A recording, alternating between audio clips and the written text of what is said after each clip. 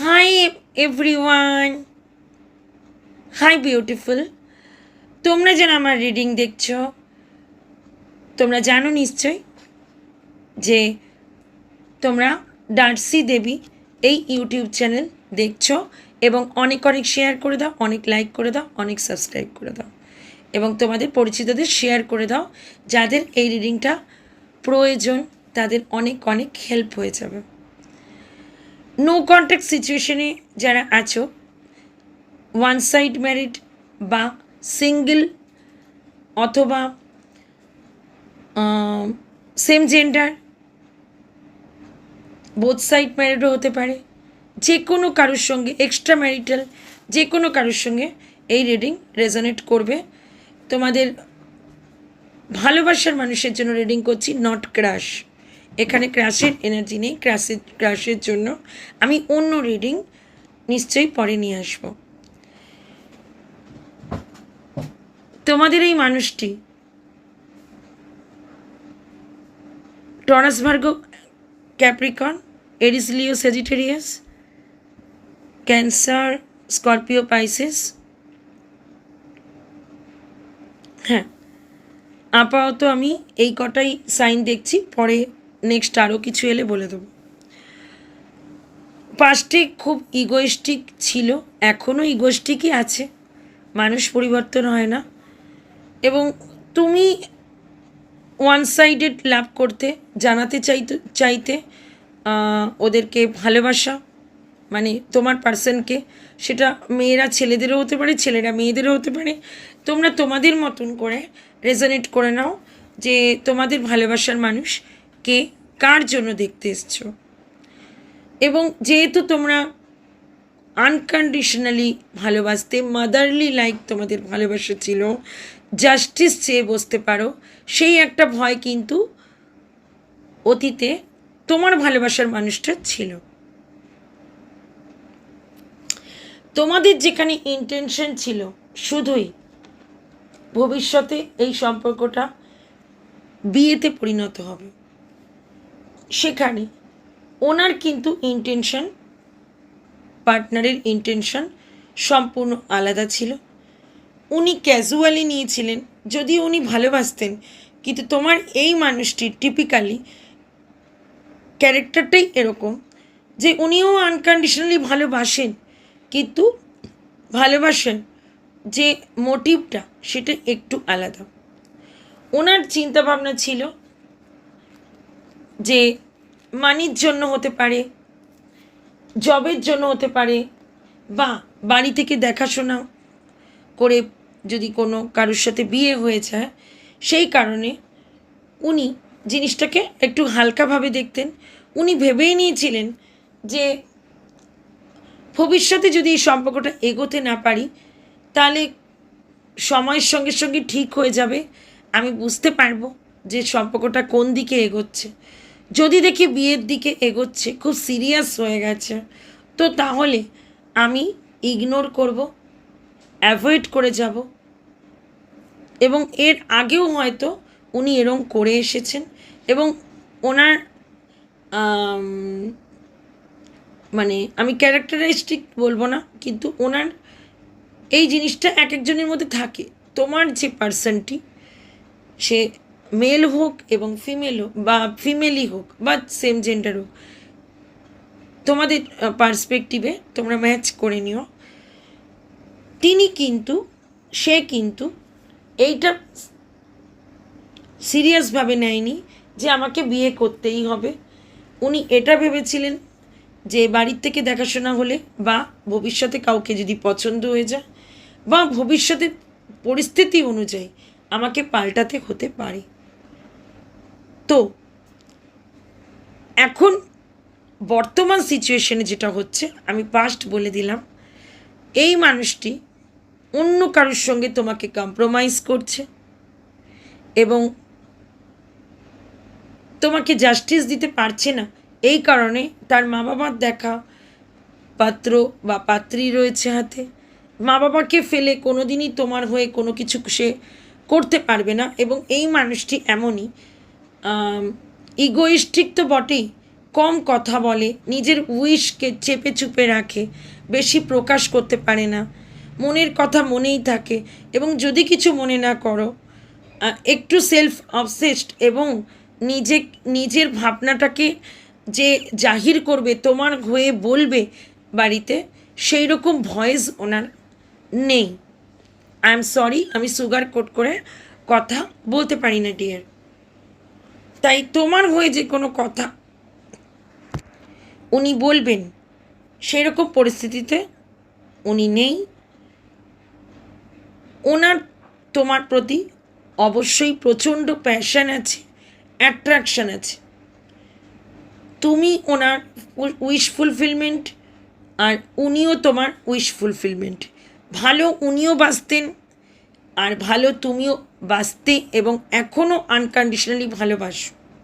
কিন্তু ওনার মোটিভ হচ্ছে যে মানি দিকে আমি বেশি ঝুঁকবো, আমি মানি কী করে রোজগার করতে হয় সেদিকটা আগে দেখব, সময়ের সঙ্গে সঙ্গে সম্পর্কটা ঠিক হয়ে যাবে, আমাদের মধ্যে সম্পর্কটা ঈশ্বর হয়তো যদি চায় ঠিক এগিয়ে নিয়ে যাবে, এবং আমাদের সম্পর্কটা পারলে আমি সিক্রেট রাখবো, পারলে আমি অন্য কোনো রিলেশনের সঙ্গেও, মানে একটু ওপেন রিলেশনশিপটাই আমার এরকম একটা আসছে মনে, যে উনি চাইছেন যে সম্পর্কটাকে সিক্রেট রাখতে পারি, তুমি যদি একটু কম্প্রোমাইজ করে যাও। তাই উনি তোমাকে নো কন্ট্যাক্ট দিয়েছে। যদি উনি তোমাকে কম্প্রোমাইজ করাতে পারে, তাহলে উনি, মানে সে ছেলেটিই হোক মেয়েটি হোক, তোমার পার্সন এই সম্পর্কটাকে একটু ছুপা রুস্তম রেখে দেবে সমাজের কাছে, অত ফোকাস করবে না। এবং লোক ক্যা কাহেঙ্গি এরকম একটা ব্যাপারও আছে। আমি এজের কোনো কার্ড দেখছি না, কিন্তু আমার মন বলছে কেউ একজন খুব কম এজের হবে। হয় এই ক্ষেত্রে কোনো মেয়ে হয়তো একটু এজ বেশি হতে পারে, আর ছেলেদের ক্ষেত্রে এজ কম হতে পারে। কোনো একটা এজ গ্যাপ দেখতে পাচ্ছি আমি, কোনো ধর্ম বা কাস্ট আলাদা দেখছি না। আর একটা জিনিস দেখছি, উনি লং ডিস্টেন্সে যাওয়ার কথাও চিন্তা করছেন, অপশান দেখছেন যে আর কোনো ভালো অপশান আছে কি না।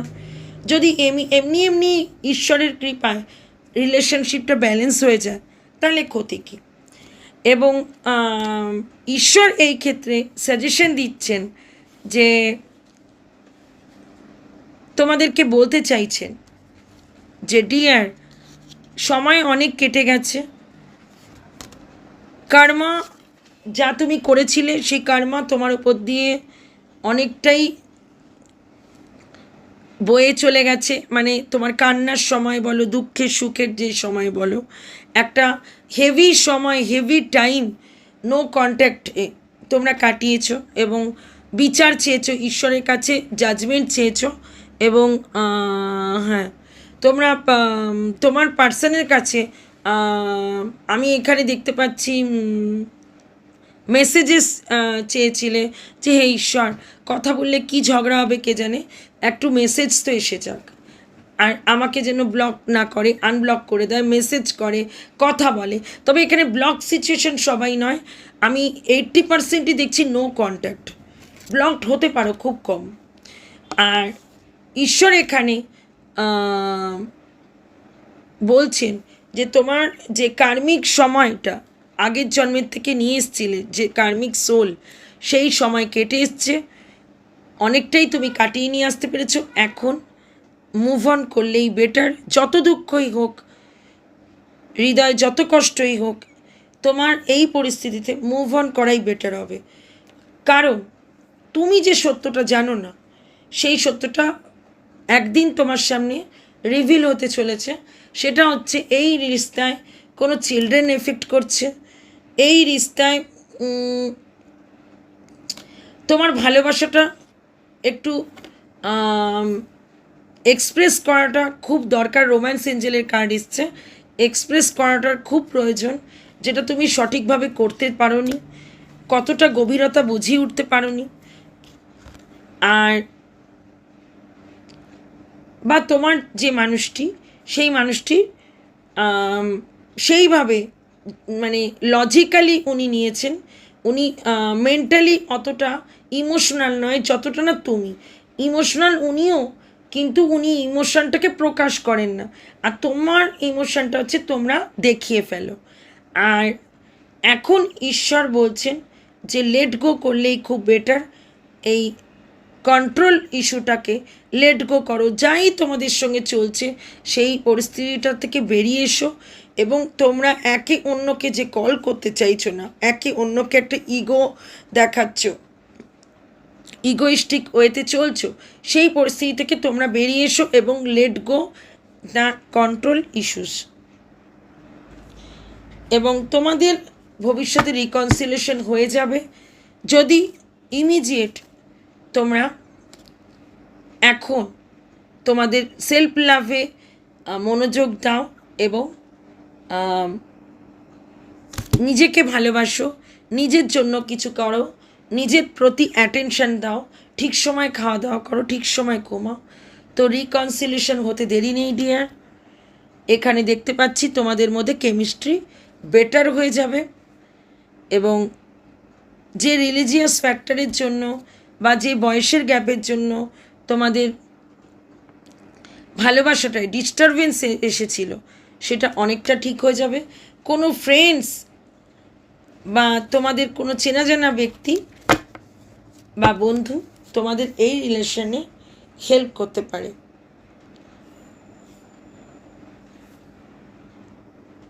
তো ডিয়ার, এখন যদি তোমাদের আমি দেখি যে তোমার ভালোবাসার মানুষের কিছু রোম্যান্টিক মেসেজেস, তোমার ভালোবাসার মানুষের কিছু রোম্যান্টিক মেসেজেস যদি আমি বার করতে চাই,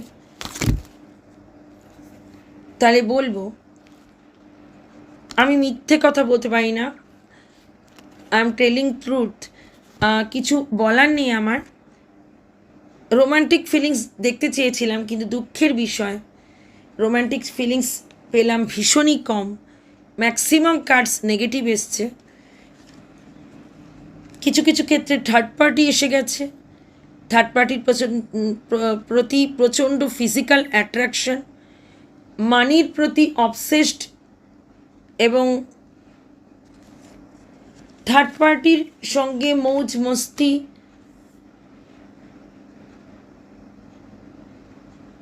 ঘুরে বেড়ানো, একটা স্পেশাল টাইম আমি এখানে দেখছি। এইসবের জন্য ব্যালেন্স করে উঠতে পারছে না এই মুহূর্তে। রোম্যান্টিক মেসেজ আমি পেলাম না, বরং উনি মনে করছেন এই রিস্তা কমপ্লিটলি শেষ।